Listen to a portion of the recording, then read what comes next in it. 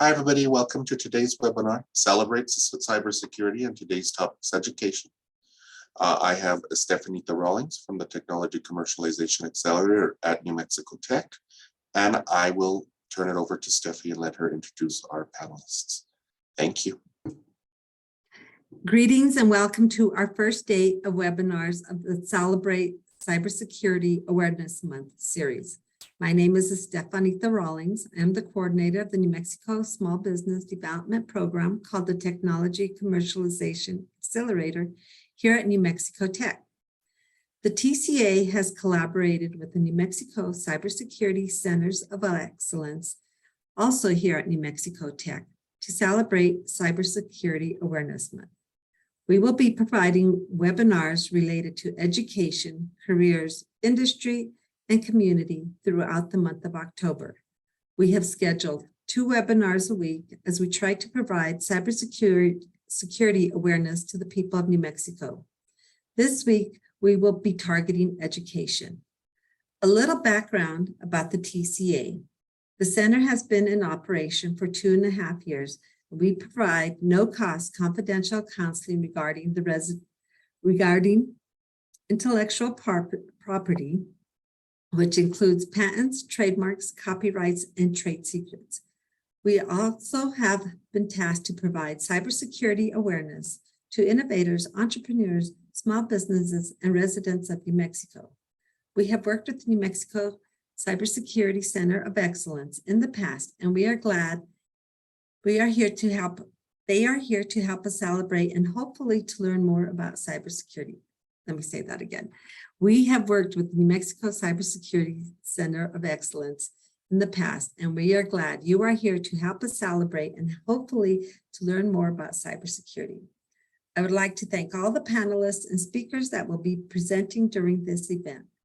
Thank you. Next, I would like to introduce Dr. Lorie Liebrock, Director of the New Mexico Cybersecurity Center of Excellence. She will be introducing and leading the 2 webinars today. I want to thank everyone for watching and joining us.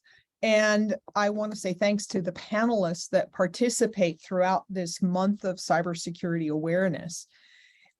The Cybersecurity Center of Excellence was established July 1, 2019. And since then, we've been working across the state to really develop a statewide vision of moving New Mexico into leadership in cybersecurity.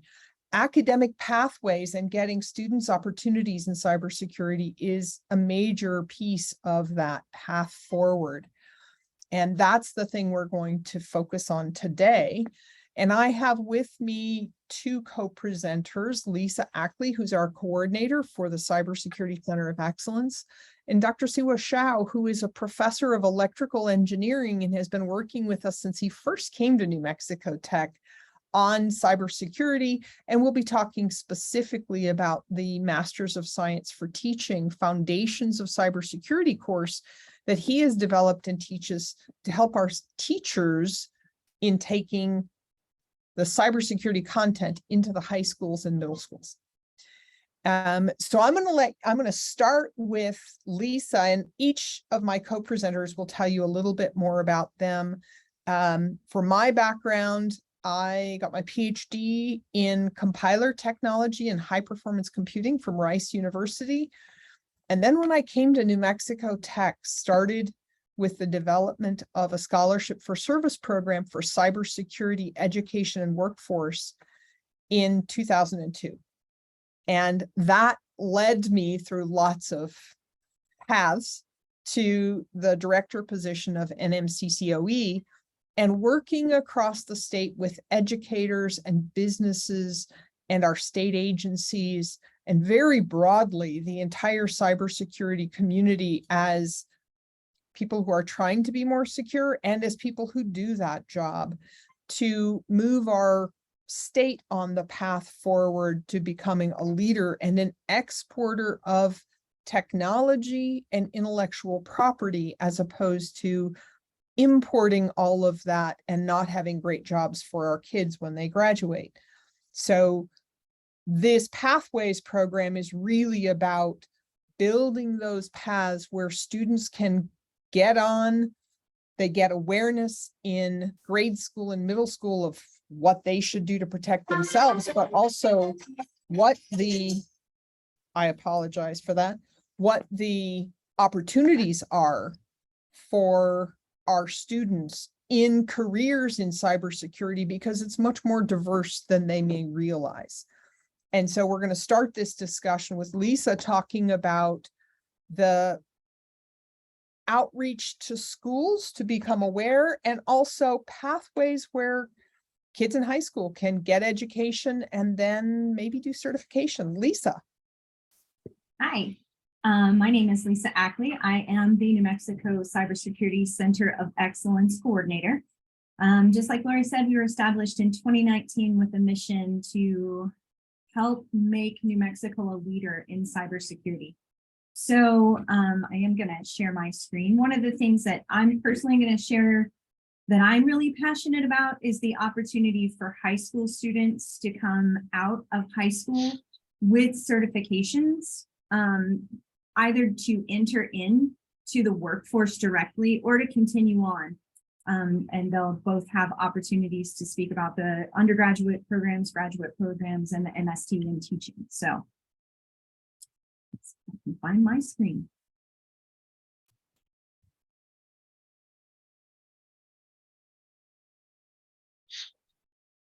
All right.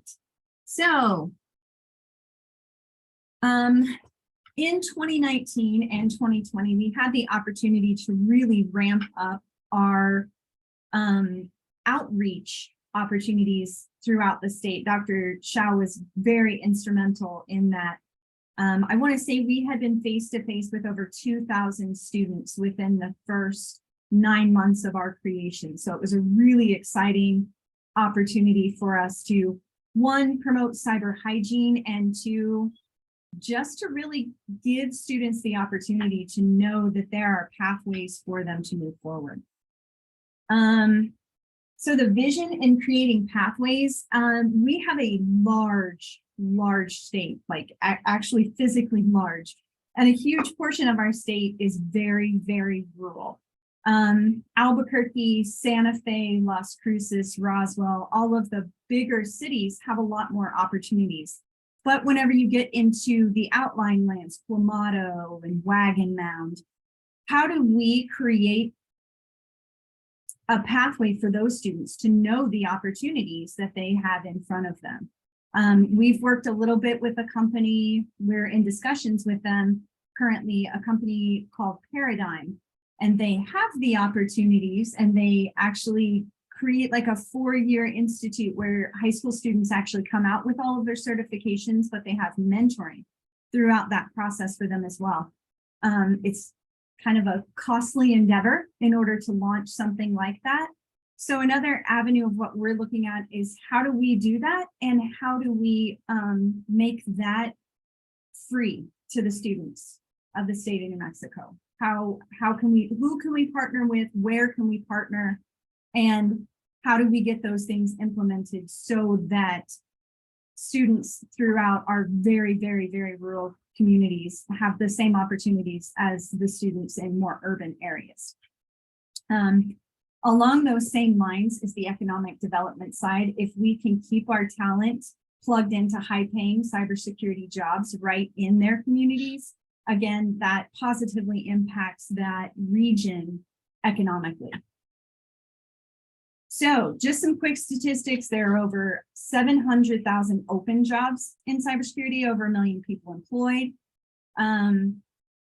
Numbers for New Mexico specifically. New Mexico currently has over 3,000 open cybersecurity jobs, which doesn't sound like a lot, but we're going to look at some more statistics that show that this is actually, we are in a very, very high category, which means we are prime to take the opportunities that we have and the students that we have and really plug them into these open positions.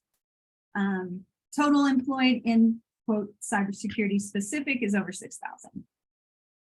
So this is supply and demand ratio. So nationally, the national average sets right at 66%. And as you can see, this is also CyberSeek, by the way, a really fantastic site that has job opportunities, all of that stuff that kind of gives you kind of an idea of where we sit.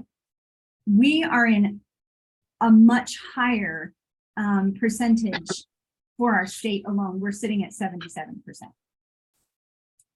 All right, geographic concentration, national average is 1.0. New Mexico is setting at 1.7 geographic. Again, like I said, we're a very rural population, but per capita with the jobs that we have open, this is where we have kind of the sweet spot of the bat, where we have the opportunity to not only get these kids certifications, but also plug them directly into the workforce. So this is California. California currently has over 83,000 open cybersecurity positions. They are only falling at 1.1. They're just sitting basically on average nationally. So again, it just shows you that New Mexico has such a really great opportunity for us to come in, figure out how to create those pathways. As Lorie and I often talk about it whenever we're doing presentations to people, the thing that we normally tell them is we're trying to imagine a highway. And in that highway, there's ramps on and there's ramps off. So if we can help students understand that there are certifications that they can get, they can go directly into the workforce with those, or they can go on to get their undergraduate, their graduate degree, follow. The courses are just, it leaves the highway wide open for getting on and getting off those pathways. All right, so these are total job openings that just basically stuck some of the certification aspects in there. And there are a lot of different certifications. One that's very interesting is San Juan actually started a high school. The San Juan College actually started a high school called the San Juan Community College High School. And we have several of their students who are actually in the computer science department, but then coming to do their graduate degree with us in cybersecurity, that actually came out with their certifications right out of high school. So again, looking at that model, we had a really great meeting with them. I believe it was last Friday. And we really are starting to strategically align those ideas so that we can get more information on how they were able to successfully implement these certification programs for students. So basically, that's kind of our vision, that's kind of our goal, and that's kind of our mission. Like I said, we're in the process of trying to figure out how we, one, create this program, how we can deliver this program via distance, and how we can find somebody that really, really, really wants to help support and launch this program. But it is definitely an opportunity that I think we have been in a lot of schools. A few years ago, Lorie and I were actually in the Belen school system, and I had 3 or 4 different students that I was talking to come up and say, well, is it too late for me? I mean, I've kind of already missed all of this stuff. I mean, there's really no point. I don't have any intention of going to college. Then I had students actually at the career fair at Tech say, had I known that cybersecurity could be so easily available and readily available to me, I would have chosen a completely different career path. And so just knowing that New Mexico is really a prime target for this opportunity, and knowing just from the communication that we've had with students that we have such an incredible opportunity to make a really huge impact right in our state. And as Lorie stated earlier, you know, we want to export our intellectual property, our ability, but we also want to keep our culture and our communities, and we want to keep our talent right here located in our state. So that is something that I'm quite passionate about. So there you go. You're muted. Thank you, Lisa. You're welcome. That was great. And that really leads us into that transition from how do we get kids in high schools ready for, you know, Lisa talked about these pathways and getting our students ready. In order to do that, we have to have our teachers ready, and we have to have their infrastructure ready. So we're going to have Dr. Shao talk about the MST Foundations of Cybersecurity course, and possibly he has infrastructure that he can demo briefly that shows how those teachers can actually use infrastructure that the center is paid for so that it doesn't cost our teachers or our students anything. This is part of making it cost effective for delivery in New Mexico. Dr. Shao, do you want to talk about the MST program, please? Yeah, thank you, Lorie and Lisa, for introducing me. So my name is Sihua Shao, an electrical engineering professor from New Mexico Tech. I and another faculty developed this MST course together when we entered Cybersecurity Center of Excellence and supervised by Dr. Liebrock. So this MST course is targeting on primarily the high school level teachers. So I guess it's better for me to share the screen and use some slides to go over this course contents. Can you see the slides? Yes. Okay. Okay. Thank you. So this MST Cybersecurity Fundamental course is preparing primarily the high school level teachers to deliver the course using the Kali Linux operating system. And this course only covers the basics of protecting the internet connected systems from passive vulnerabilities and also active cyber attacks. The expected 3-credit version of this course will include topics such as the ethics laws and the Linux basics, networking technologies. And after introducing these basic backgrounds of ethics, Linux, and networking, we will start covering the cybersecurity terminologies and what is the hacking, how to hack, and also principles, applications of cryptography, different forms of social engineering, how to perform penetration tests, and the tools of vulnerability assessment. To summarize the architecture of this course, we have totally 9 chapters. The first three chapters are the entry-level chapters. We first want to ensure that the students or the teachers joining this course know the basics of the ethics and laws to guide them through the correct usage of the cybersecurity tools. And chapter 2 and 3 are the basic knowledges, for example, the Linux commands and the Linux file storage system, to kick them off in the later on lab training and exercise. Chapters 3, the networking technology, give them the basic architecture, for example, the TCP/IP model, how to identify the correct IP address, MAC address of the hosts. All these basics will equip the teachers with the fundamental knowledge of understanding the network topology in the later on lab training and exercises. Starting from chapter 4 until chapter 9 are very cybersecurity focused topics. So we will go over the definition, for example, white hacker, gray hacker, black hacker, and how their hacker what's their hacking motivation, and also covers the different types of cryptography like CISA ciphers and the social engineering tools. And chapter 8 and 9 are pretty advanced. That's introducing the penetration testing tools and also vulnerability assessment tools. The assignments in this course includes this course includes 3 types of assignments.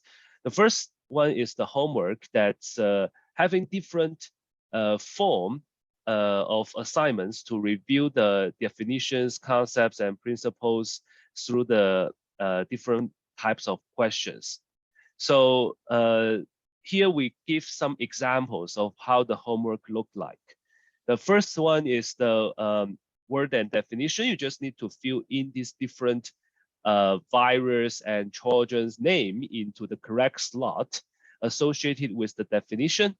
And some questions ask you to fill in certain words in the blank field to make this sentence making sense.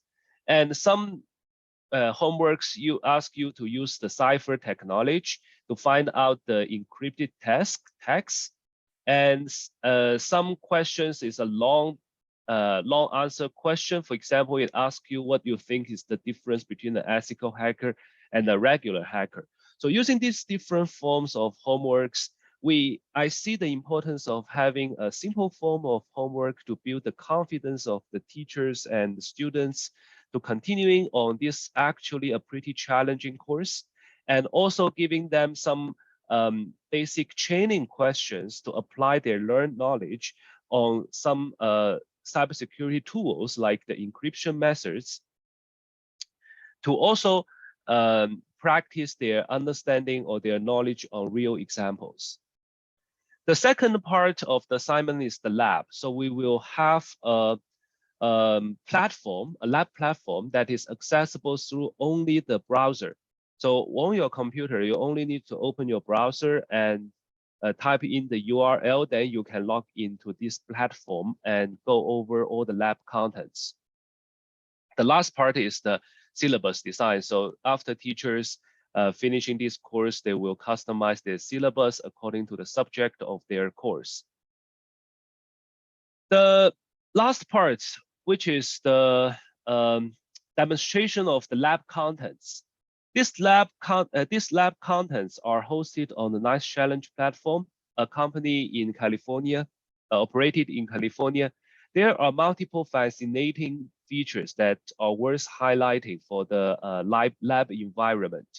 It can be accessed through only the HTML5 web console. That means you only need the browser. You don't need to download any software. You don't need to install any web package on your local computer.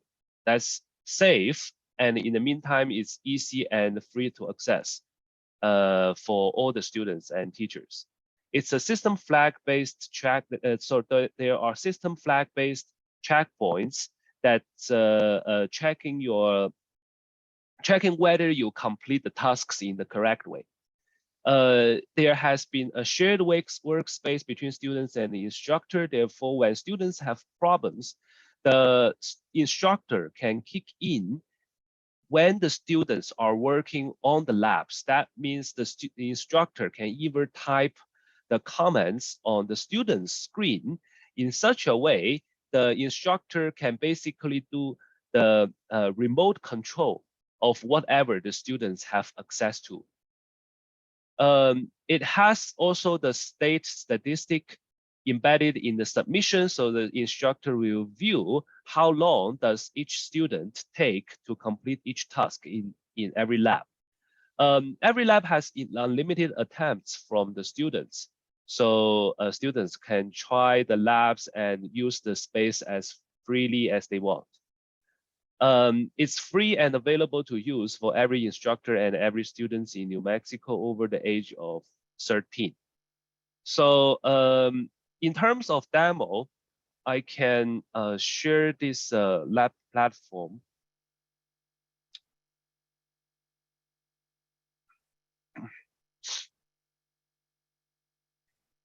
So this is the NIST Challenge web portal for hosting the lab contents. As a curator, we can make a reservation for the lab. So let's say we want to reserve a network sleeving lab. So we choose the lab right on the list.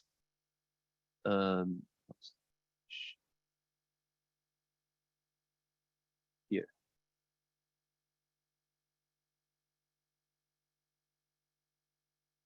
And then this assignment will reserve a workspace. And then after we, so the workspace deployment takes a little bit time. While we are waiting for it, I can show first the the submissions, how the submission look like. So this is a submission from myself using this local area network sniffing NAP content as a demo. So there are 2 checkpoints in this demo. The first checkpoint check if the user can successfully detect the correct hosts in the local area network.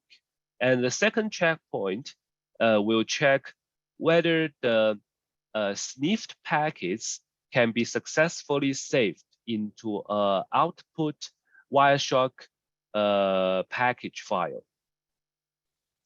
Here is the statistic I mentioned earlier that's showing the time the students used to complete each checkpoint. The first checkpoint goes for 5 minutes, around 5 minutes, and then it's clear. So it turned from red to green. And later on, if we change the contents, that's if we change the system flags unexpectedly, then this checkpoint will also turn to red again. So here, since we can get access to the statistic of the checkpoints, we can see actually the students complete the check 1. Although finally the check 1 status is red, is a cross. So that way, the instructor can use this statistic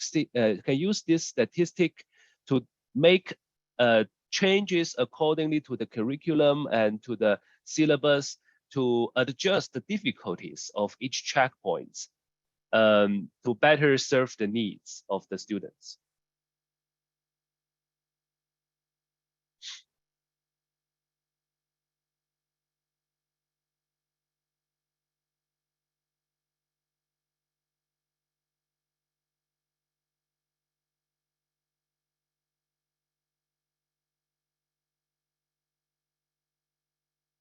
One of the things that I wanted to call out that Dr. Shao just showed you is a big advantage to this system is that the instructor can see what the status of each student is, how they're doing on these challenges as they move forward, when they have something right, when they make a change that makes it no longer correct.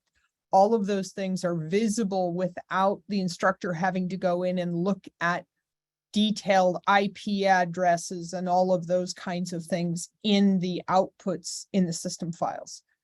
And I think that's something that can really help the teachers with managing the complexity of cybersecurity education, in that they cover that complexity, but then they don't have to, for monitoring progress, they don't have to be looking at that level of detail, but they can dive into it if they need to with a student.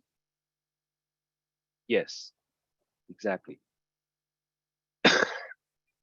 And the submission review interface also has a feedback panel to allow the instructor to send a very specific comment back to the students, explaining the instructor's expectation and maybe some corrections to the way how the students complete each checkpoint. Let's see if the workspace is reserved. Okay, so now the workspace is reserved. This lab, we start deploying it. And typically this interface can be used for a scenario illustration. The labs covered in this course is pretty fundamental level. We are basically just focusing on a very special scenario. For example, this lab, we covered the network sniffing, but network sniffing is not just a trivial lab that can be done in 10 minutes. In this lab, we only ask the students to use the EtherCap tool to scan the active host and try to use two-way sniffing to obtain the communication between 2 active hosts in the local area network. But this topic can be expanded into a more realistic story. And this interface, while it's deploying the lab, can be used to explain that story. For example, there is an attacker in your company or in your organization, and now you want to find out this attacker. You can use this interface to list it out the entire internal network topology, like how many layers, where are the routers and switches connecting all the hosts. And then the students, as a worker in the organization, needs to find out who is the attacker by using the sniffing tool in an ethical way. So that way, it's connecting the students closer to a real scenario, and also provide some pre-training before the students enters the job market. So the lab also takes around 2 to 3 minutes to deploy.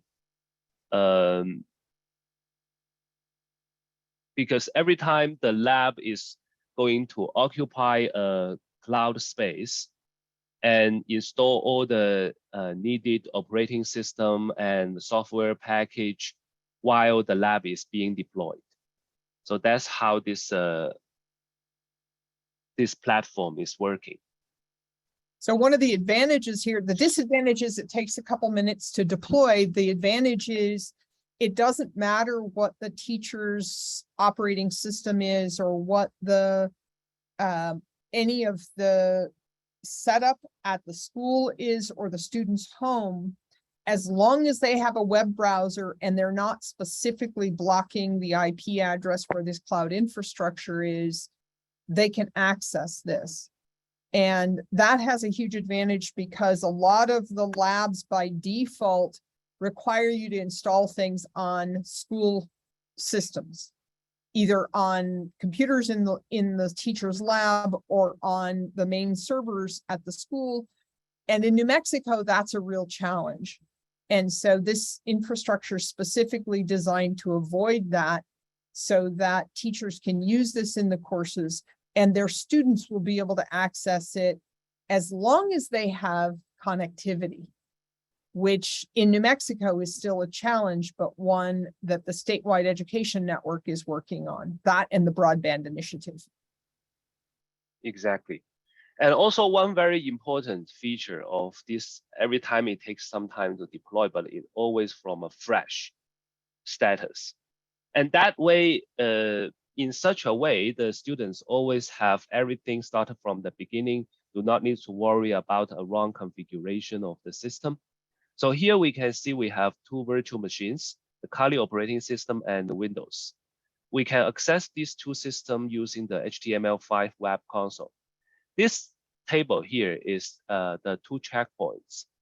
At the beginning, the status is a question mark, so it's just the start of, it's just the starting of the system, and later on will becomes the cross. So now we can start doing the lab. So once we click on the HTML5 console, we enter the Kali Linux operating system, and the web contents, the lab contents are also shown in the right-hand side panel. So we can see the login information for Kali, the login information for Windows, and if we move to the second page, it tells us what steps we should perform in order to complete each checkpoint. So the first checkpoint asks us to use the EtherCap, scan for the host, identify the active host on the local area network.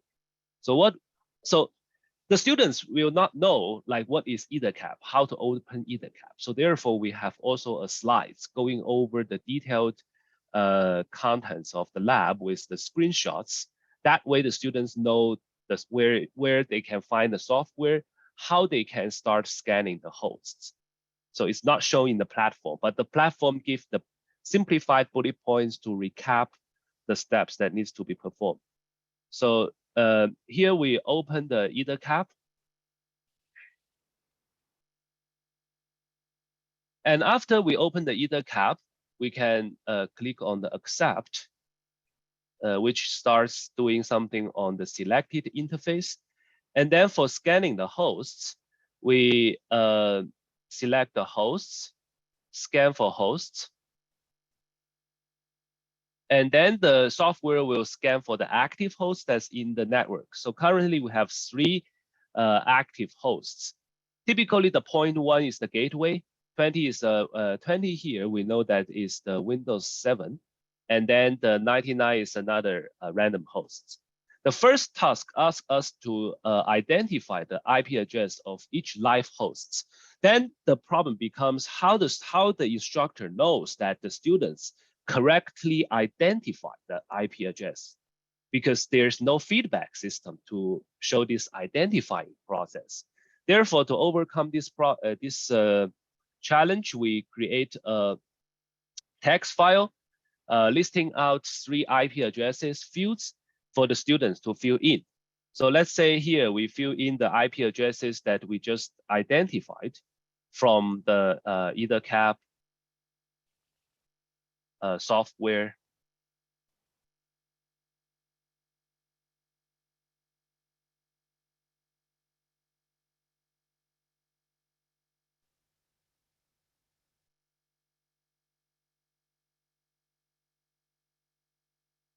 So once we fill in all the IP addresses, we just need to save the file. And then the back end of the system is keep tracking the status of this TXT file. Therefore here, the status here, this will be changed from red to green after a short while. And we will go back and see later. We are not waiting for it. After we complete the first checkpoint, we move to the second one, which is save the sniffing output to a Wireshark package file. That asks us to first start the sniffing process, which is opening the opening the EtherCap software, putting the gateway add to target 1, select the Windows add to target 2, and then use the ARP poisoning tool to sniff the two-way connection between the gateway and the Windows. And now the Kali Linux operating system can sniff the packets exchanged between the Windows and the gateway. After that, we open Wireshark.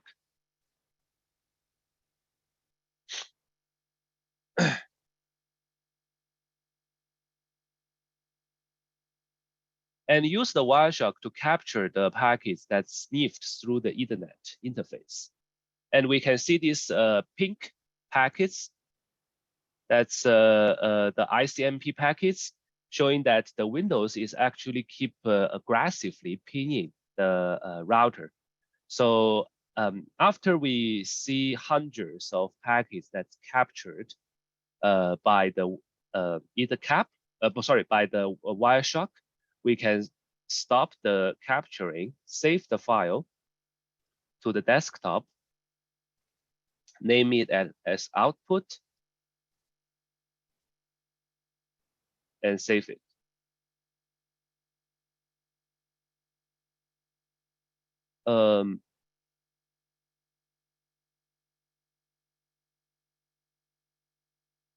So I didn't successfully type the second active hosts. Okay, now it's correct.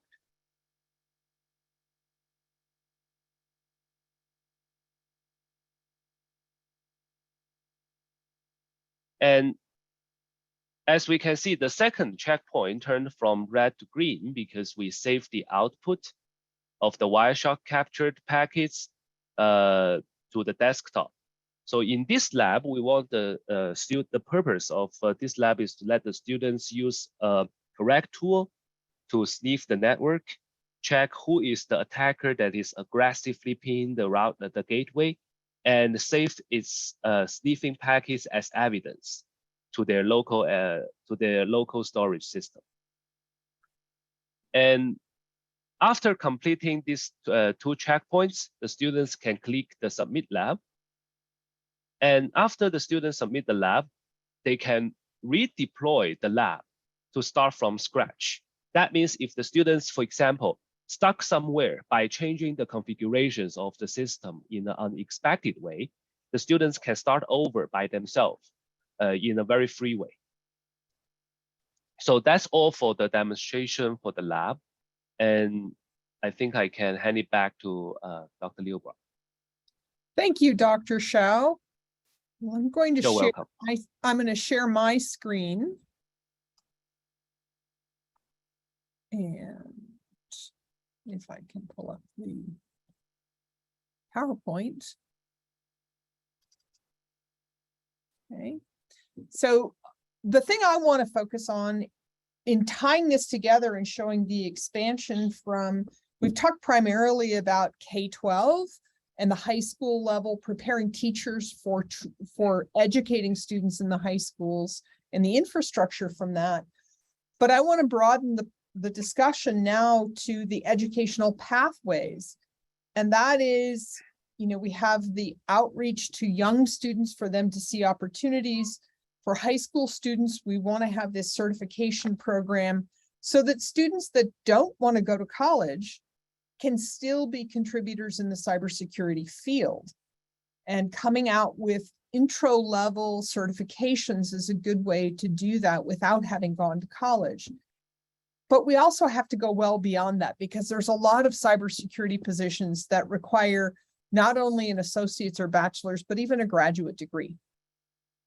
And so the CyberReady New Mexico program has as a primary component these educational pathways where we're trying to work with the schools across the state to have the best in breed teachers and best in breed content in cybersecurity be shared across the state.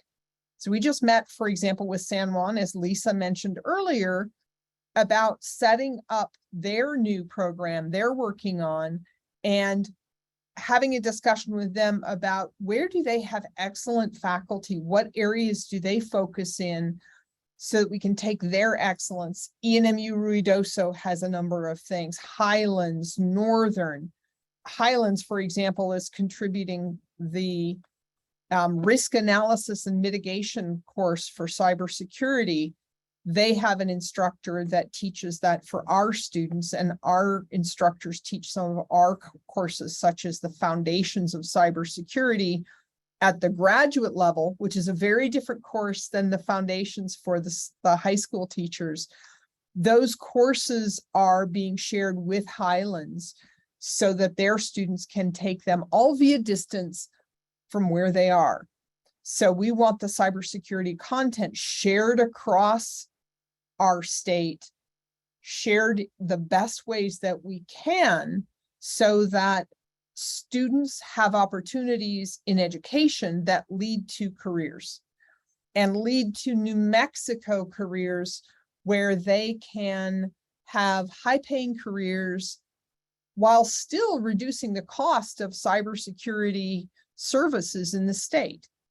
So a piece of that ties in with the pathways is the service program. And this service program includes 3 areas that we're looking at right now: security operations, audit assessment, and vulnerability mitigation. In these programs, students that are in college would take an appropriate level course. And once they've successfully completed that and shown proficiency, they would have the opportunity to work in paid positions under professional guidance of someone who works in this area. They'd work under that guidance to help secure New Mexico companies, state agencies, local education agencies, higher ed, the municipalities across the state, all of us, right? Helping small businesses do security audits and vulnerability mitigations at a lower price than we can do this if we bring in out-of-state expertise. So we'd be growing our own expertise. We'd be reducing the costs for people that are good with working with students. Not everyone wants their company audited by students, right? That's fine. But we've worked with many municipalities and schools that are really happy to have that, to have a team of students come in and see what they can find and provide recommendations on how to mitigate the problems. But then in some cases, they don't have the staffing to be able to mitigate those. So again, we want students that have the education and getting the hands-on experience so that when they graduate, they're career ready for those entry-level positions. One of the things that's been shocking to me is Lisa shared with me a screenshot of an entry-level cybersecurity position requiring 9 years of experience. Somebody's confused about what entry-level is. But the problem is many entry-level positions for students are requiring experience. So if we can build the hands-on professional experience paid positions into the educational pipeline, our students will have better opportunities. They'll be better prepared to help us. And in the meantime, we improve the cybersecurity resilience of the state of New Mexico. I'd like to ask if we have any questions from our participants, Steffi and Chris. Do we have any questions in the chat from our participants online? Not in the Right. chat, but I would like to open it up to the participants. If you have a question, you could raise your hand and I'll allow you to speak. We have a phone listener. I'll allow you to speak. You have to press *9 to unmute if you'd like to speak.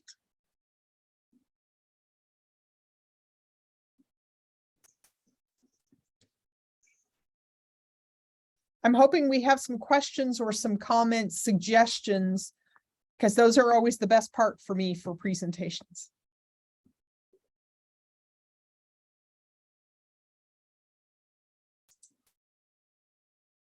I'll allow to talk. Feel free to unmute if you have a question.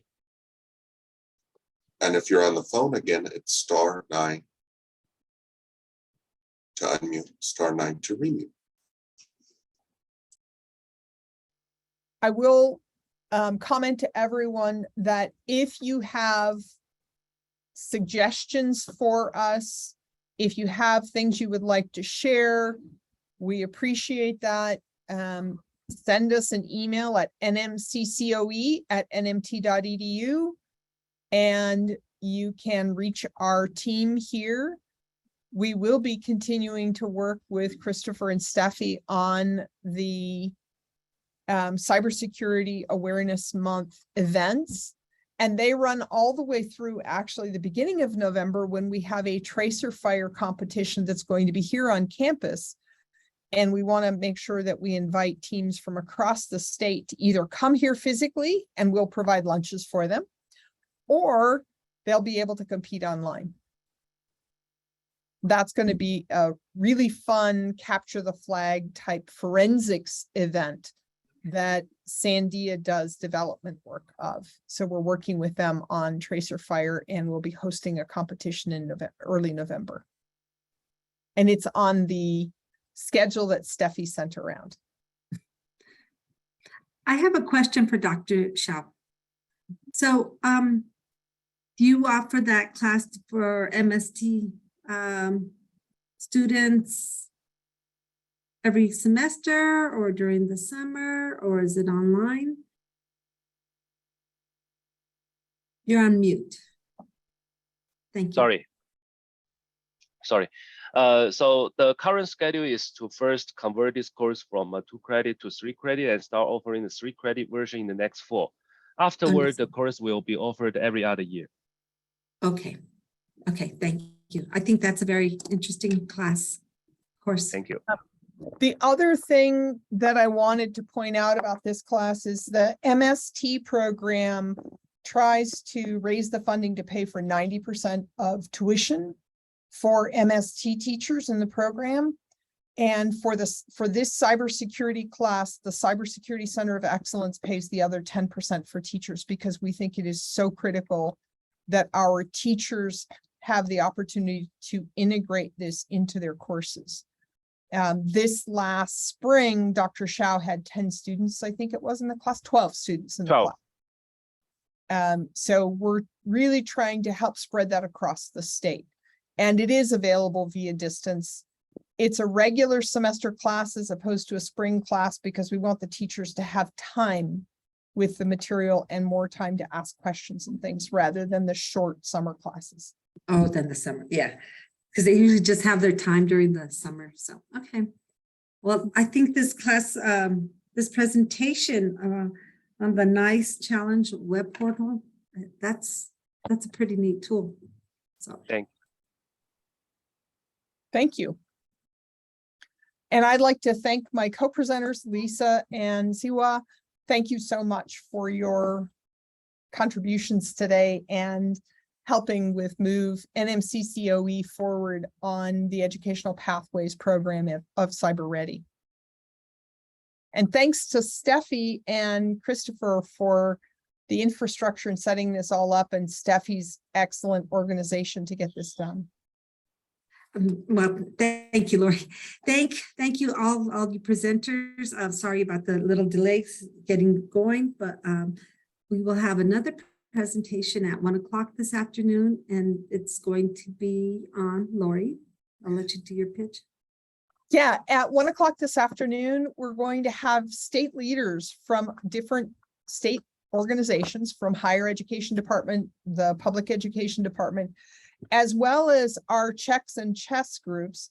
The president of both of those are the IT leadership groups for community colleges and higher education. And the cybersecurity lead for PFSA, the Public Facility Service Agency of New Mexico, are going to be talking about how they're working separately and together to better secure education across the state of New Mexico. That's all of our schools at all levels. And so I think they're going to have, we've got a set of questions for them, and we would welcome more questions from the audience. So I'm hoping we'll have questions from the audience for that event this afternoon. Okay, thank you. And then next week we will be presenting careers. So we will have National Institute of Standards and Technology presenting the NIST. I can't come up with it. The NIST, not foundation. Is it Framework. framework? And also we will have tech alumni having a panel that will be talking about their experience as employees, cybersecurity. So Career path, again, some more on career pathways, but from the student perspective, the alumni perspective. So we hope to see you all then. yes. So thank you, Lorie, for all your strong team. And thank you, Christopher, Lisa, Dr. Shao. And also I'd like to thank Jessica for helping us with getting organized. And we'll see you guys at 1. Steffi, I want to clarify with everybody, I put it in the chat. Please use your webinar invitation that corresponds to the webinar ID that I'm putting in the chat right now, which ends in 2052. 2052. So that will be, it's easy for me to tell you guys that my panelists that, but my attendees, and the invitation, it's towards the bottom, it will say webinar ID. I sent those out, and the webinar ID you want to attend ends in 2052. And I'll stay on with you, Steffi. Thank you. Okay. Thank you. Thank you, everyone. Thank you. Thank you.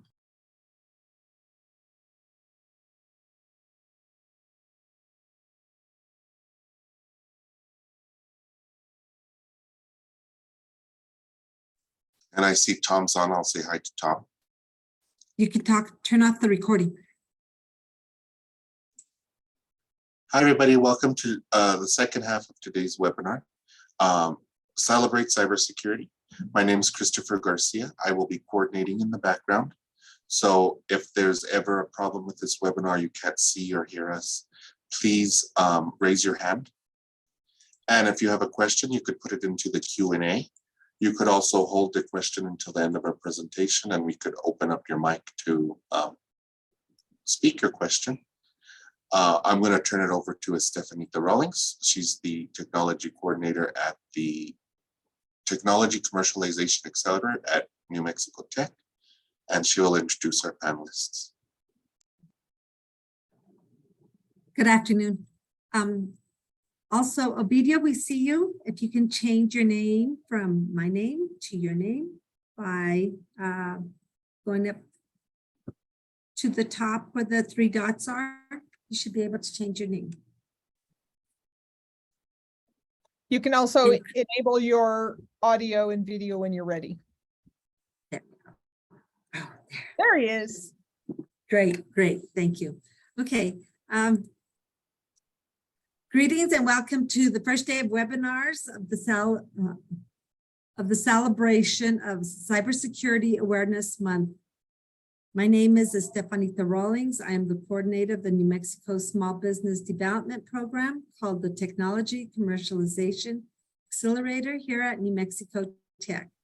The TCA has collaborated with the New Mexico Cybersecurity Centers of Excellence, also here at New Mexico Tech, to celebrate Cybersecurity Awareness Month. We will be providing webinars related to education, careers, industry, and community throughout the month of October.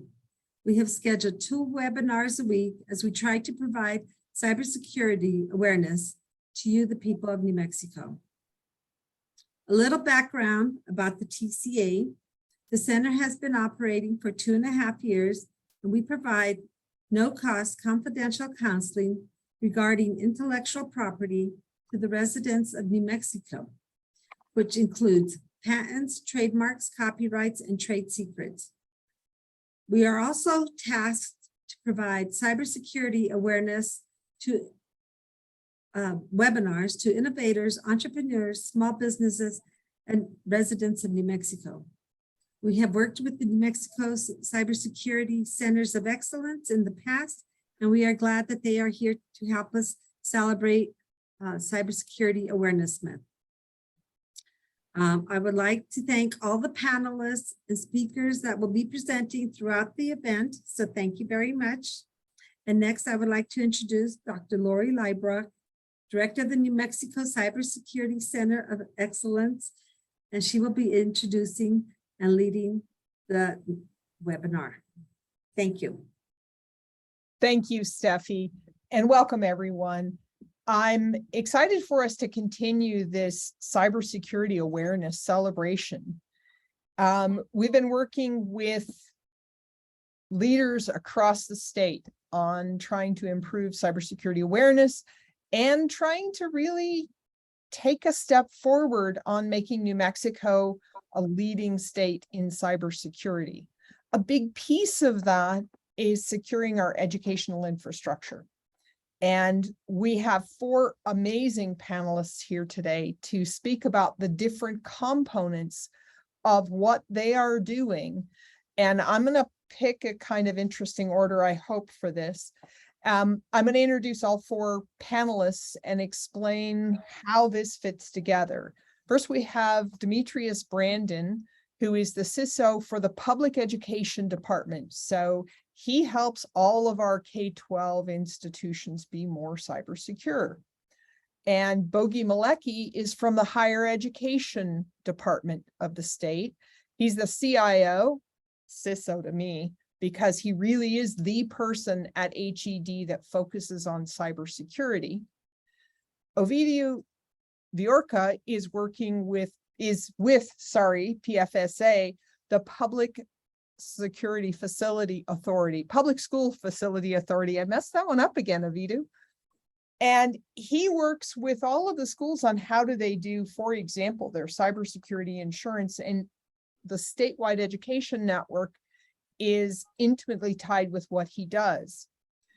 And then we also have finally Victor Leon, who is the chair, the president of 2 organizations, both CHEX and CHESS.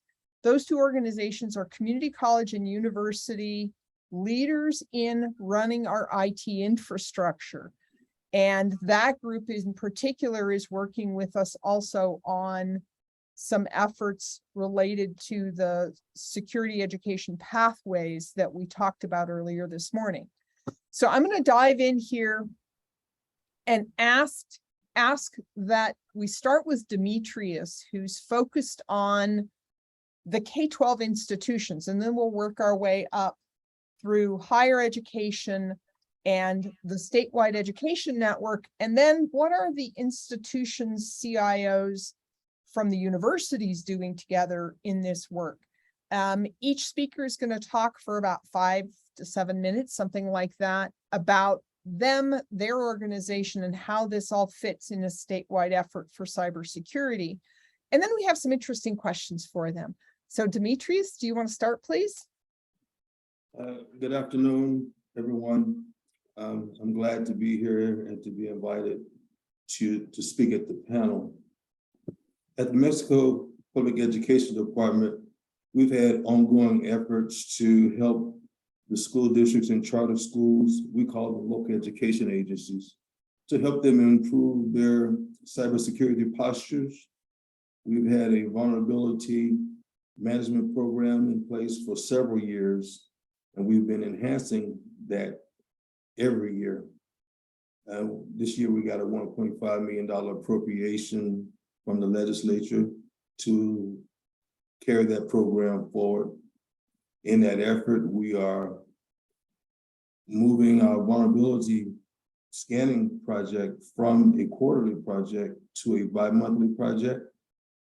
We also intend to offer internal vulnerability scanning.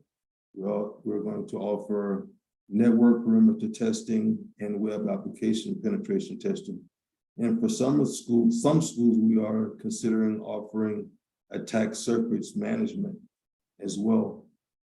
We try to use a data-driven approach to this, in that I'm able to gather data on the successes of the program from previous quarters and previous years, and to offer additional services to those schools that have been successful to some extent in addressing the vulnerabilities that have been previously identified and remediating those. It's interesting that Kaspersky, in a recent report, found that the #1 attack vector for data breaches is no longer email compromise, but it is unresolved vulnerabilities. And so the efforts that we can put into resolving those vulnerabilities and helping the schools to remediate those vulnerabilities will be beneficial to the state as a whole and to our customers, which are the local education agency. Thank you. You're muted, Dr. Liebrock. Sorry, trying to not have background noise. Bogi, do you want to talk a little bit about what your role is at HED and what HED is doing with the higher education institutions and as an agency? Absolutely. Thank you, Lorie. And thank you, Lisa, Steffie, and Christopher, and everyone involved with making this webinar possible. It's so important to talk about cybersecurity, especially as it affects our education institutions. As Dimitri mentioned, that's a major challenge, and it's not just phishing via email. It's much more than that. But I'm digressing slightly. So my name is Bogi Malecki. I am the CIO and acting Chief Information Security Officer for the Department of Higher Education with the state of New Mexico. One of the major roles that I play, and this is quite rewarding, if a bit hands-on, as cybersecurity tends to make one, is to work with all the higher education institutions in the state. That's colleges and universities, and that coordination has only been increasing in the recent years. I've been working with Victor and all the other CIOs and Chief Information Security Officers in the colleges and universities for some time, but most recently, it's become more and more of a collaborative effort.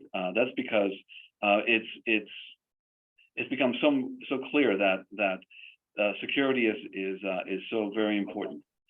You don't want to find out how important things are, how your student services or your student information or anything else that you provide in your school, how important it is until it is threatened or lost or otherwise compromised. So everyone, certainly in higher education, from my experience, has seen how crucial it is to have cybersecurity be a priority in everything that is being done, from current infrastructure work, managing services, keeping the lights on, as it were, from doing email, being able to have students log in and access some key portals and services for the classes, to new projects and providing new services, be they cloud-based or on premises. Security, cybersecurity specifically, is something that's just built in now. And certainly we want to, well, perhaps I'm assuming too much, but we want to make it baked into all consideration of IT. And certainly that's true for my agency, higher education. And by the way, we're not only collaborating with our colleagues in higher education, all the colleges and universities, but also we're collaborating with Demetrius and our colleagues at the Department of Information Technology, where everyone's seeing how important it is to work together and leverage all the resources and knowledge that we all have to make security better for everyone in New Mexico. Education, I think, if not above all, certainly at the top of what should be focused on and addressed. So one of the solutions that we're working on is not only are we securing funding, we're able to work with all the institutions, higher education institutions, to secure some funding for cybersecurity, improving and assessing cybersecurity across higher education in New Mexico, and we're collaborating with Victor and others to spend those funds for this fiscal year. But we're also looking to add more funding because we know there's much more work to do. It's one of those scenarios, the more you look, the more you see that needs to be done. And it's certainly the case with cybersecurity. So we're working, we're reaching out. We're thankful to you for being able to have us share this information and build relationships to make security better. Part of that process is also working with vendors, seeing what solutions are out there, seeing if we can leverage really good practices and good products that make security better, or have us do assessments and see what is vulnerable, what is missing. As Demetrius mentioned, having vulnerabilities. For example, somebody just came out with this weekend. If you're in security, every day there's some news that's usually not good. One of the things that came out recently is that it was a 0-day exploit for Outlook on-premise servers, and that's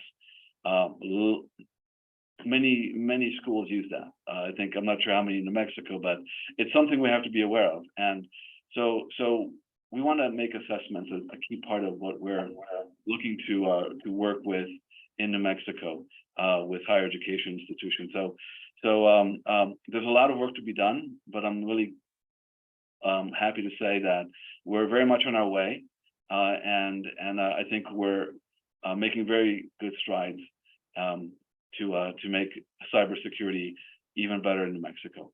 So, thank you. Thank you, Bogey. I think that really helps set the context for higher education institutions and where things are going from a state perspective. I'd like to call on Victor next, since you're leading these CIO, CISO, the IT folks at these institutions. And just to give a little background, Victor has a particular institution that he works for, but I didn't ask him to talk about that one. I wanted to talk about this broader situation, although I'm sure his home institution comes into play. Victor. Thank you, Lorie. I appreciate that. Can you hear me okay? Yes. Okay. Yeah, as Lorie mentioned, I work for Central New Mexico Community College. That's my day job. But really where I'm at right now is in a couple of different roles, and I wear a couple of different hats to Lori's point. One of them being the current president of the Consortium of Higher Education Communications Services, which is called CHECS. It's basically all of the higher education institution leaders of New Mexico. And I'm really excited to be part of that group. And as you can imagine, security as well as cybersecurity as well as broadband are always the topics du jour that we're inevitably come back to. And as Bogey mentioned, we're working very closely with his group. There's a team of us here at the CHECS group that are plugged into several different initiatives. Video and the statewide education network is something that's very high on our radar as well. And we have a couple of initiatives going on right now related to some of the GEAR funding, which was the Government Emergency Educational Relief Fund. That's helping to fund some assessment work, looking at policy standardization, those kinds of things, because we're recognizing that we have very large institutions like UNM, New Mexico State, CNM, and we have some very small rural institutions as well, and tribal communities as well, that are really strapped for resources. They maybe not have the infrastructure that all of us have, but they have the same cybersecurity risk that all of us are sharing. And so how do we get that equitable relationship? And we're working very closely with Bogey and others to come up with what makes the most sense for people that are at different need levels and at different maturity models across the state. A very challenging proposition. The other role that I'm sitting in as well is I'm currently heading up the steering committee for one of our shared services for the CHESS group. We have our acronym craziness just like everybody else. And CHESS stands for the Consortium of Higher Education Shared Services. And that is a group of community colleges that are getting together to try and leverage the advantages that come with economies of scale and resource allocation and sharing with shared services. One of them right now is our current ERP Student Information Systems project, but the next one that we are trying to spin up is cybersecurity. Again, we are recognizing that many of our rural institutions, such as Clovis Community College, Northern New Mexico College, San Juan College, and Santa Fe Community College, that's the current group of member institutions, and we're growing. We recognize that we're all at different levels, different funding levels, different maturity levels, different resource needs. How do we come up with a base standard set of security controls, if you will, standard processes, standard tool set, and a common assessment so that we can get our current state assessment in a strong place? Policies, why have each institution create the same policies over and over? There's definitely some advantages to shared services. So we're exploring those opportunities as well. So a lot of exciting work that's coming, and obviously working with you, Lorie, and really the big challenge is, how do we have alignment and opportunity with all of the different initiatives that we're talking about here today, so that we don't have gaps and in even a worst case, duplication of effort. Great, thank you, Victor. That's a perfect segue into work that's been going on with the statewide education network. Demetrius chairs that cybersecurity panel of the statewide education network, which has been looking at the same things, including K-12. And that ties in directly to that big picture piece that I wanted to ask Ovidio to talk about. So, Ovidio? Yeah, thank you, Dr. Liebrock. I hope you can hear me all right. I'll start with introductions. My name is Ovidio Viorica. I'm the Broadband and Technology Program Manager with the Public School Facilities Authority. PSFA is a state agency working with all 89 school districts and approximately 100 charters in the state, helping them primarily with facilities, but also with connectivity needs. My background is in engineering, telecommunications, and project management. And for the last 8 years, our team has been focused on helping the schools connect to scalable broadband and leverage the federal funding available to them. However, the COVID crisis really brought into perspective and completely change the way we look at broadband access. It is clear that access to broadband is essential not only for education, but also for allowing access to the digital transformation that we are all witnessing. So for that reason, because it is so important, it cannot any longer be simply broadband. It has to be affordable, it has to be reliable, has to be scalable, and most importantly, it has to be secure broadband. I'm glad that Victor brought up the small entities to give you some sense of scale. Out of the 89 school districts in New Mexico, about half of them have less than 400 students, all located in rural areas, tribal areas. And it is clear to me that, number one, no school district will be able to really have a chief information security officer, at least they don't have currently. And these small and rural school districts, they probably will never have a cybersecurity professional on their staff. That is just the reality that we have to contend with.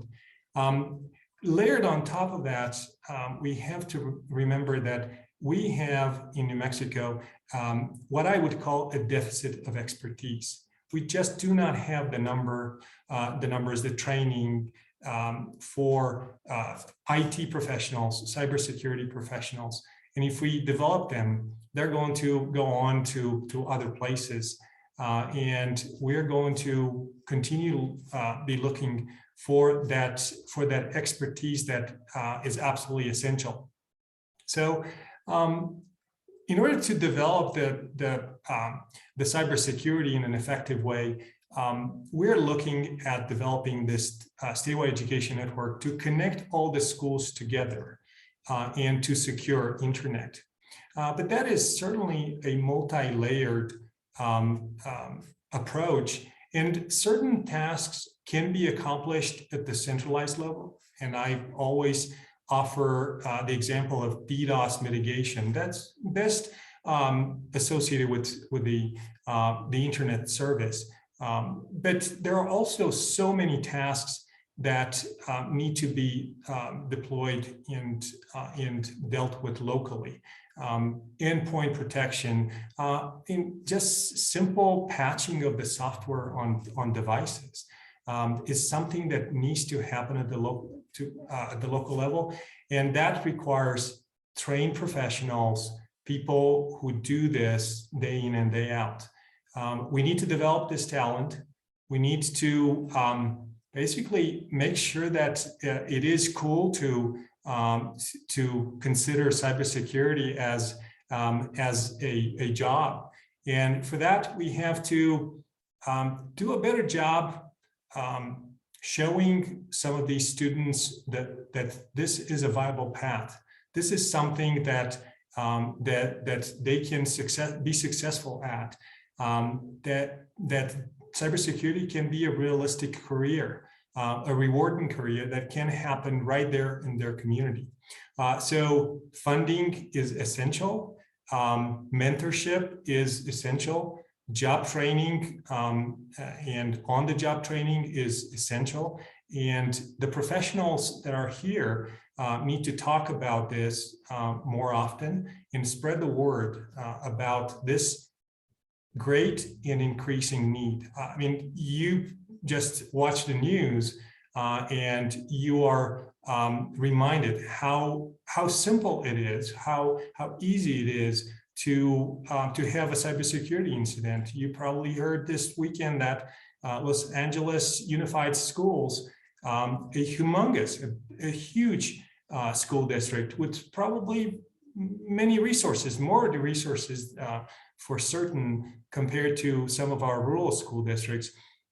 Well, they had a ransomware attack, and some of the sensitive information was posted because they were not negotiating with the bad actors. So a reminder that this has to be a top priority at the state level, at all the participating institutions level. And we need to work on this and make sure that we make this a priority, that we train the talent that we need to get to a better place. And definitely we need to help, we need to assist the small but so important organizations, K-12, higher education institutions, but also businesses and others. They all have the same needs, and we have to band together, pull our resources together, and figure out solutions that are going to work here in New Mexico. So thank you for organizing this, and shout out to Lisa and Steffi and Christopher, Jessica, and Dr. Liebrock. Thank you for bringing all of us together, and looking forward to the questions. We cannot hear you. I keep doing that. I don't want to interrupt when you're speaking, so I mute myself because it's so tempting. I think you did a great setup into one of the questions that I really wanted to ask. We talked this morning in the morning webinar about educational pathways, and related to those educational pathways and making sure students see those opportunities is the CyberReady New Mexico program's cybersecurity service component training and hands-on experience plan for students to get hands-on professional being important, experience in security operations, security assessments and audits, and then vulnerability mitigation. And that being under the direction of working professionals in the industry. That has the potential to not only bring up the workforce, but also have them, by working with companies, state agencies, LEAs, higher education, et cetera, working across that full spectrum, they'll be more likely, from our experience, to be tied to New Mexico organizations and ready to stay in New Mexico to work when they graduate, because they'll have connections where they want to be. So how does that integrate with the efforts each of you have talked about in securing educational institutions and our industry and economy in the state of New Mexico? Is it a good fit? I'll go first. I think it's a great fit. I've worked with you, Dr. Liebrock, and Professor Miller down at Eastern New Mexico Ruidoso to try to develop some of these programs.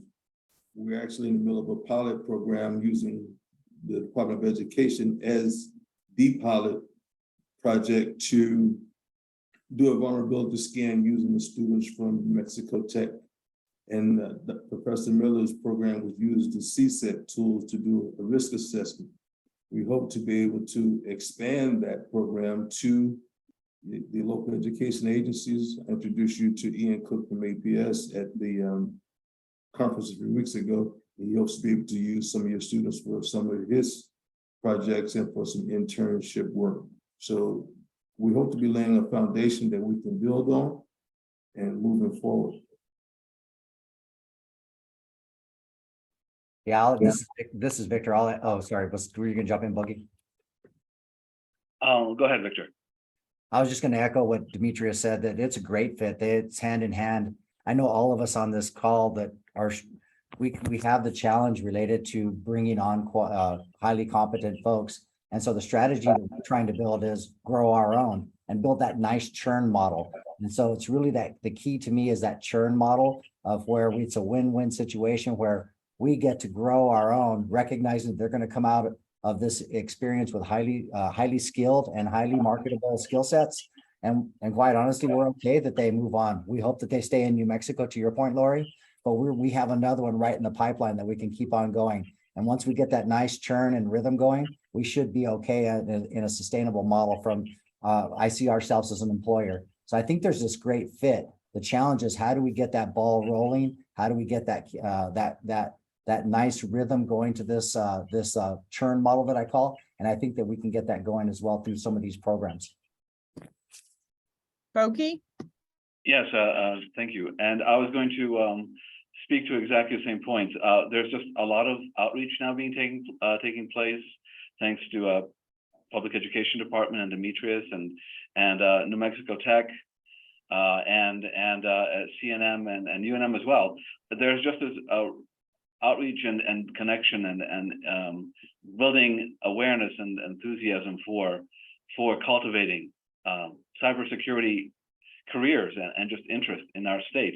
And I think it's actually starting off quite well, from what I can tell. I'm not on the front lines. That's where Victor and New Mexico Tech and a lot of others are.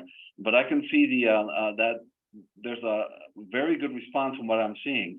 And one of the reasons being is cybersecurity is a very, not only in demand and therefore well-paying profession, but it's also very exciting. Some of us would say too exciting. There are many, too many sleepless nights. Perhaps I'm showing my age, but the point is, it's not boring being in cybersecurity. So I think that helps garner attention in a good way and bear on this challenge the bright minds that can make I think a positive difference, certainly for New Mexico as well. So I want to echo what has just been shared. Great. Ovidio? Yeah, absolutely. I'm in agreement. And what I'd like to point out is that very few individuals will just wake up one day and say, I want to be a cybersecurity specialist. It is a process. It starts in, I think that the first obstacle that we have to help overcome is that idea, this is not for me, right? We've encountered it and we heard so much about it with STEM type curriculum, where people just say, young students who have not been exposed to that type of subject feel lost, and they say, no, that is just not for me. And we have to somehow eliminate that chasm, that gap, that fear. It starts with putting emphasis on STEM type subjects and say, yes, it is for you. The same way other type of vocational training is for the certain people, right? Certain students like to deal with welding and with trades and other types of trades. The same is true with IT and cybersecurity. So we need this step-by-step approach. We need to expose to them early. I actually remember reading about one of the tech, was it Elon Musk or maybe someone from Apple saying we need to start teaching coding in elementary school. I mean, that is the reality. That is where society is moving toward. So we have to start with putting attractive subjects that are going to be accessible to these students. We have to offer them support and training along the way, make it worthwhile, make it interesting, have some real models for them to mirror, and then set these students on the trajectory to become the professionals that we absolutely need. That's going to take a long time. That is going to take resources and a rethinking of the curriculum. So in the interim, we have to be very aggressive and really do whatever we can to take the existing students and point them to the need and the tools and the opportunities. And that means job fairs. That means apprenticeships. On the job training that Dr. Liebrock, that you were talking about with the industry to learn from the best. But we have some really successful companies here in New Mexico that can be that spark that is going to show the way for some of our students and really allow them to be successful. Great. So one of the things that we've been talking about with the education programs and with this service program is the different areas, which we're lacking courses in a lot of this, right, in New Mexico. And I will say one of the comments was, where do we get started? How do we get started with funding? We have put in the proposal for the New Mexico Cybersecurity Center of Excellence to start these programs this coming in the new budget cycle. And part of that is dependent on, for example, Checks and Chess have already said, if they can get the funding to stand up a SOC, they will do that professional work with these students on security operations. Those are the very people that we need doing that. It's not just a faculty position teaching them, here's how you do this in theory. It's then got to go on to that hands-on practice under professionals so that they are providing excellent service to everyone who pays for their services to build a sustainable program, but they're also providing low-cost services for our state. That can help with our cyber resilience, a really important piece. Sounds like hearing hints of what maybe the answer to this question is, but what do you each see as the greatest challenge for educational cybersecurity right now?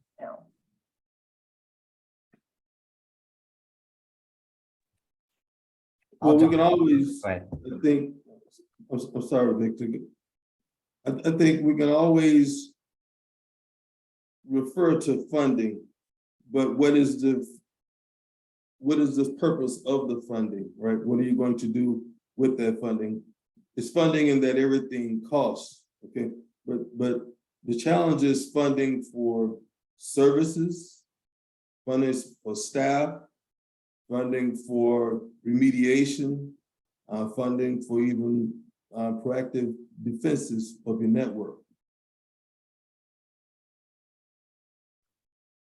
Yeah, I appreciate where Demetrius took us, and I agree with that. It's more than just the funding. From the conversations I've been having with folks, the funding is out there. The challenge, there's a couple of challenges, is how do we all play in the sandbox together? What is that cohesive overall strategy so that we can all row in the same direction? And I think that's gonna reap exponential benefits once we get that really figured out and understanding all the different roles of all these different groups, whether it's chess, whether it's checkers, whether it may be anything else. It's how all these different entities, all of us have very good intentions. We all want what's best, but we also are at different points, and we are also doing a little bit of duplication, and there still may be some gaps that we're just not covering. It's that, how do we get that unified approach so that we all know that the left hand is doing this, and when the right hand says, yep, that's exactly right, and we have our dependencies, and we clearly understand where we're going from this nice program structure. I think a couple of other things too is, how do we all are having these great conversations. How do we transform those into meaningful action plans? How do we have that structure and that buy-in? You know, we all have our day jobs. We're gonna go away from this, and my phone's blowing up right now as we speak. How do we keep that momentum so that this doesn't just become another thing that we talk about only to find out in 2 months we're exactly where we were at 2 months ago? So that's the challenge that is really tough when we have this decentralized model. So we're gonna have to figure out a way to solve that one. And then the last piece I just want to throw in there, and it was where a video took us, where we talk about how we start this at a very early age. Sometimes we don't know what we don't know. And so here at CNM, one of the things we're doing within IT is we're doing a day in the life, so we're having presentations because there's different folks that are in different roles, whether they're software development, whether it's in the back-end infrastructure or what have you, any kind of a security analyst. We're doing presentations of a day in the life of this role, and people are seeing that. And if it sparks interest, then we're trying to build that career path for those folks. So I'd like to jump in on this conversation as well. So, but first, Victor, you have to tell me what the Checkers acronym stands for. That's a new one for me, but we'll talk about that later. One of the things that really was touched on by Victor was, and I'm seeing this when I'm working with not only myself, because it's a mindset. You have to essentially step back. At least from myself as being in a role of a security officer, from this kind of break fix mentality, and and kind of see this as a way to invest in New Mexico education and our students. So right now it's very hard, at least from what I'm seeing, to have a lot of institutions and security teams and institutions be able to kind of step back and say, let's just now focus on addressing cybersecurity, but also how do we invest in making sure whatever we do implement, that it can be sustained, that it can bring in and encourage local students and talents to be to keep it going, to keep cybersecurity a key thing that's strong and vital in New Mexico. So that's something that I think all of us are becoming aware of, and that shift I think is taking place thanks to Demetrius and the work that's being done by New Mexico Tech and yes, even by CNM. So thank you for that. So I will say also to Victor's point about how do we all get going in the same direction. There is a cybersecurity planning committee being stood up statewide, and I'm hoping that that is going to help make sure that we are all rowing in the same direction, as you said, because we can't continue siloed. We just can't be resilient in a siloed infrastructure. Everyone is fighting the cyber war on their own. A video? Yeah, so Dr. Liebrock and panel, so many great points here. And if I can try to bring them together, it's absolutely the money is essential. Without money, we're not going to get anywhere. But I love the call for action that Victor is issuing right now, because obviously funding will not be awarded. It's sort of a little bit of a vicious circle, right? People want to invest in something that is proven and something that produces result. And unless you have that to point to and say, trust me here, or trust us, here's what we're going to do with this funding. See, it's real, it's not just words. And I love that idea about we have to have one voice. We have to break the silo that it's created for because many reasons, but we have to get past that, and we have to really work together through that committee and through the relationship that we are creating here. And this is the reason it's so important to have these conversations, to have these type of panels, to remind ourselves, yes, we are very busy. We have to do this, and this. But we also know that it is important for us to come together, because we are the professionals, right? We are the people that will have to work together to come up with the solution and bring everybody on board and show the decision makers we can work together. And your investment is going to be well spent, and it's going to produce real results, and New Mexico is going to benefit. So I'm so excited about hearing all this energy and say, yes, we can do that. Let's do it. And starting tomorrow, let's build on this. And definitely we have to bring the curriculum people on board, because they have to develop the written things that the students will be taught. Right, and the presidents have to, and curriculum bosses, the structure better than I do. They have to bless this and say, yes, this is worthwhile. So they need to be educated. Education is going to be key. Thank you, Ovidio. I think this really makes me excited, because the CyberReady program design has been percolating for about a year or so. It started with a DoD funding for cybersecurity maturity model certification training. And as an outcome of that, one of the outcomes we proposed was developing a plan for how do we do more than just help photonics companies get ready for CMMC.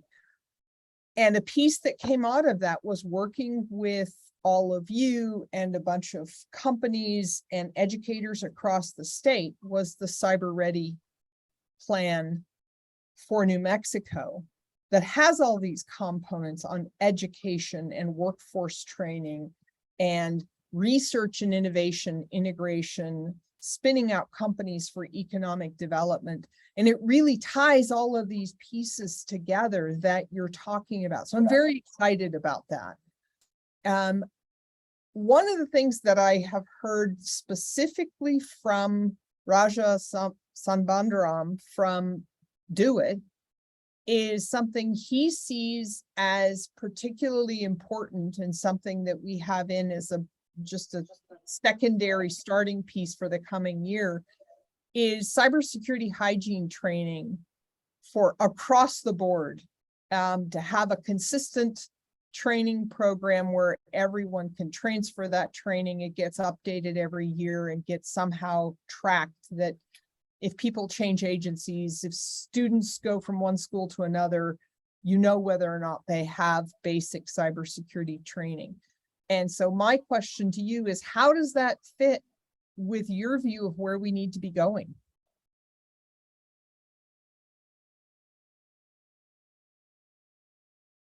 Well, let me kick things off. It's a very important question, and thank you for asking it. Cyber hygiene is now becoming something just like just normal hygiene, washing your hands, brushing your teeth. With everyone having mobile devices, it's just something that it's long overdue having everyone be aware of, and that begins with, I think, in early schooling. And so I don't want to dump all this on Demetrius since he's in public education, but that is key. For example, as a video mentioned before, just being able to have strong passwords, or things like multi-factor authentication, or being able to update your software on your iPhone or Android phone regularly. These are basic things, and it makes so much difference. So that kind of hygiene is essential, and that's something that it's hard to instill in I think it'd be easier to do so. I think we'll all agree that in the younger generation who are essentially who have technology part and parcel of their daily lives. But that's something that is, if you make it a priority, and from the example of myself here in higher education, we continually stress it. We continually do training. We continually remind our staff to change your password, or we're going to be activating multi-factor authentication. Can we help you, teach you more about this? Here are some links. Here's a tutorial. Here's a scheduled class.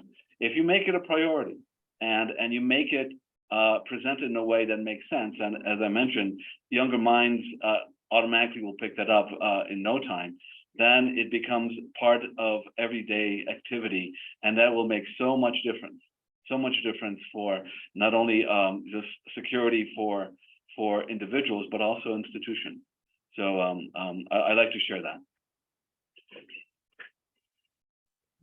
What we try to do at PED is I spend quite a bit of effort just trying to stay aware of the threat landscape and how it is changing. And as that threat landscape changes, then I try to pass that information along to our customers, the local education agencies. And Elythia and Dr. Liebrock, you all get reports from me all the time as I come across them. And so as that changes, then the controls changes. Things that should have higher priorities to the schools may change. I mentioned before, email was the #1 threat vector. That may be changing now. And so as those changes happen, let the schools know, hey, you may benefit by putting more effort here as opposed to there. But also, something that I do is I work with the New Mexico Public Insurance Authority. And from that insurance authority comes a list of controls for the insurance industry. And these are the controls that they require the local education agencies to have in place in order to maintain their cybersecurity insurance. And so as that information changes, I try to pass that information forward, because that at that point, that becomes a new cyber hygiene for those local education agencies.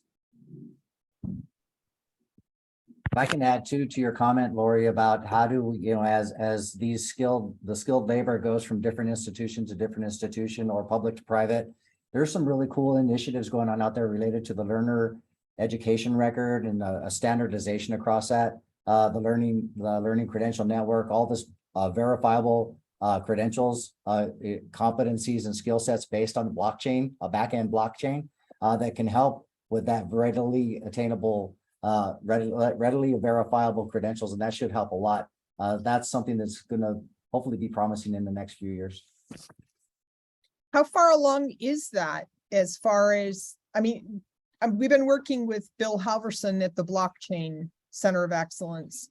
And I would hope he and the rest of your crew are taking the lead on that. But how long before New Mexico has something like that we could use as a model for, let's say, cyber hygiene training for at a student level, and then at a professional level, the basics you have to have for any employment or for personal life? I just visualized Bill jumping out of his chair right now, and I noticed he's actually on the attendee list and his hand is raised. So maybe I should defer to Bill and let him. Yes, please. That out. Can we unmute Bill? And I'd like to open this to everyone. So if you can unmute everyone, that would be great, Chris. Bill, you have the ability to talk. You're on mute. Unmute yourself and feel free to speak. Thank you, Christopher. And thank you all. That pretty exciting effort going on here. And as Victor said, we have a lot of opportunities. So with the question regarding the LER, Learning and Employment Record Opportunity, we're quite a ways along this road. So actually 2 years ago, we did the NIST and NIST framework to articulate credentials between Central New Mexico Community College and Western Governors. We were both in a pilot that we wanted to test and process this, where we actually developed coursework that would be directly articulated instantaneously with Western Governors. So they get, certain classes that met all of the NICE framework, and they were articulated directly to Western Governors in that POC that we did. So the infrastructures actually exist already. And I think there's been a couple efforts where we could work together as a state to determine what infrastructure we wanted to bring forward, because we just published a paper, and if you want to go to blockchain.cnmingenuity.org, it's the LER infrastructure of the future, how it has to be interoperable, not dependent on anybody's blockchain architecture, but dependent on that you have API integration, and the credentials and validation and verification and publishing, et cetera, are all interchangeable, if you will, between organizations that participate in these environments. Recently, and on Friday, we had Block Fiesta event where our local company, Devio, we actually talked to a couple of opportunities, and I will be writing a proposal for the state and Bogey and Chess and everybody to look at, what is the opportunity, where are we at, what would we have to do to actually provide that infrastructure for the entire state, not just one institution. But if we do it right, then we should be able to adopt it as a state. Pretty straightforward. So I'll be working on that. And Victor, thank you for bringing that up. Additionally, Lorie, we talked about the opportunity with DOD and the IRT initiative, which is innovation readiness training. This year, we were awarded another grant by them, and this grant includes them coming in with all their resources and helping us not only provide the level of training that they see as needed in our cybersecurity efforts to get a workforce ready, but then to actually develop pathways, right? How do we develop pathways that take a student from a community college into a college and eventually to a CISO, right? But our base workforce is where we need a lot of focus, right? And that building a SOC and building it with those key critical training requirements is kind of an imperative. So the initiative you guys got going together right now is really pretty awesome. And Lorie, I'll send up an email pretty shortly with the DOT because they're bringing all the resources that we need. They've outlined the training. We did a mission last year with Mescalero Apache tribes, and it was very well received. And we really upskilled the level of their IT personnel in their ability to do security assessment. Not only did we provide an assessment for their entire infrastructure, but we also did vulnerability and pen testing with their entire infrastructure. And they're willing to do the same kind of exercise for any state entity or tribal entity within New Mexico with this 23 funding opportunity. So to our point of let's put some things in action, we've got a lot of wheels turning already. There's a lot of action happening. So let's just get together and figure out where we start and how we keep that energy growing. And we do have a lot of resources available to us to manage that. So thank you for pinging me in there. Great. We should open up. Does anyone else have any last questions? Because we're almost out of time.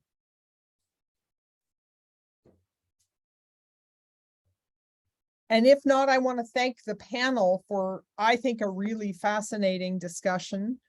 And it's always a pleasure to collaborate with all of you. Bill, I'm really glad you had joined us. And thanks to Steffi and Christopher, as well as, of course, my Lisa and Jessica, for helping us pull this all together, and looking forward to more interaction with all of you during Cybersecurity Awareness Month. Thank you, Lorie, and thank you, team. Thank you for having us. Thank you, Thank everyone. you, everyone. Thank you. Also, before you you. leave, I'd like to thank everybody. And we will be we did record this session, and we will be putting it on the New Mexico Small Business YouTube channel. So I'll send you a link to it if you want to forward it on to anybody. And thank you for participating.